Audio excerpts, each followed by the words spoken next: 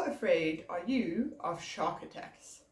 If I told you I swam in shark-infested waters every weekend, would you think I was brave? Would you say that I had a high risk tolerance? What if I encouraged you to climb slabs of rock with no safety gear? If you fall, the difference between hitting the ground and getting injured and not is the group of friends who are spotting you from the bottom. Would you be flirting with ruin? Now, what if I asked you to get in your car and go buy some milk for breakfast?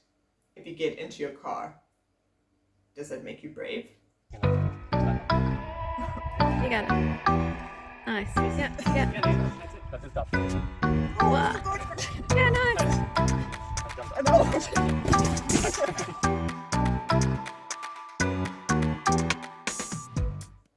Statistically, fetching the milk is the most risky thing you could do. Car crash injuries are estimated to be the 8th leading cause of death globally for all age groups. Around 1.5 million people are killed or seriously injured in car crashes worldwide. And more than half of car accidents that cause serious injury or death occur within 25 miles of home. The 88 people who were attacked by sharks worldwide last year doesn't seem quite so risky now, does it? Similarly, rock climbing has a reputation for being an extreme sport, and there's no doubt that some climbers take extreme risks. In general, however, the statistics tell a different story. A 2012 review found that climbing had a lower injury incidence and severity than many mainstream sports, including basketball and soccer. I think this is what Charles Bukowski meant when he said, "People run from rain, but sit in bathtubs full of water."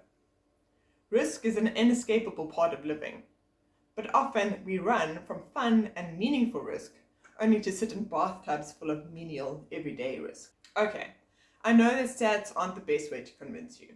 Hell, when you cling onto a climbing hole that seems intent on spitting you off and onto the ground at any second, the stats definitely won't convince you. I guess that's part of it, right? The fear of falling, like the fear of predators, is hardwired into us for our own protection. Taking risks in that context gives you a visceral response. Fear, adrenaline, you feel very alive, like you barely made it. But also, these types of risks are part of what make the activity interesting in the first place.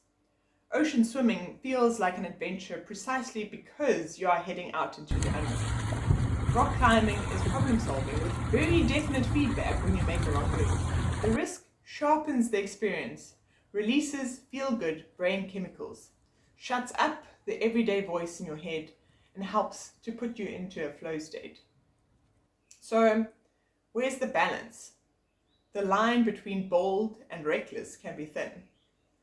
When we don't give risk and luck their proper billing, that line is often invisible. The way that I approach it is that I don't want to look back on my actions and think, damn, that was stupid, I knew better. This is a strategy that focuses on minimizing future regret. I want to manage my sporting risks in a way that helps me sleep at night, in a way that I can tell my mother about what I did this weekend without having to whitewash it, in a way that I can look back on it and know that I did everything I could, that if something went wrong, it's not because I knew better and was just too lazy or too careless to do the safe thing. Of course, this strategy doesn't eliminate risk. The reality is that every outcome in life is guided by forces other than your individual effort. The world is too complex to allow 100% of your actions to dictate 100% of your outcomes. You are one person in a game with 7 billion other people and infinite moving parts. The accidental impact of actions taken outside of your control can be more consequential than the ones you consciously take. You can plan perfectly and still get unlucky. And if you get unlucky, the worst case scenario might come to fruition. So one way I manage risks is to make sure that the worst case scenario is not ruinous. As Nassim Taleb says, you can be risk-loving and yet completely averse to ruin. The idea is that it's okay to take risks, but no risk that can wipe you out is ever worth taking. The odds are in your favor when playing Russian roulette, but the downside is not worth the potential upside. There's no margin of safety that can compensate for that risk. The things I love doing that help me explore my world, that give me a sense of freedom and autonomy, that make me feel good, include an element of risk. The element of risk is almost intrinsic to them. Adventuring requires going somewhere epic, somewhere unknown, and a little unsafe. To get around this, I think of these activities as barbelled. I take risks with one portion and I'm terrified with the other. This is not as inconsistent as it may seem. I just want to ensure that I can remain standing long enough for my risks to pay off. So I overthink everything that could go wrong. The ocean conditions could turn like this. That flimsy looking piece of rock could break off. I was watching a Stara video and it struck me that professional parkour athletes would spend a lot of time talking through what could go wrong. They discussed, if this thing broke, you could jump there. If you overshot that jump, you would fall forward into a dangerous position, so rather undershoot it. This kind of overthinking may not be comfortable, but it primes your mind to look for risks and gives you at least some ideas for how to handle them if it does go wrong. After overthinking, I try to let go and have fun. There's that moment of jumping into the unknown where your stomach is full of butterflies and your legs don't want to obey your command to go. But the rush of doing it anyway and overcoming the resistance is very empowering. Creating room for error, for example by improving your skills or thinking about what could go wrong, helps protect you from the things you wouldn't imagine, which can be the most troublesome events we face.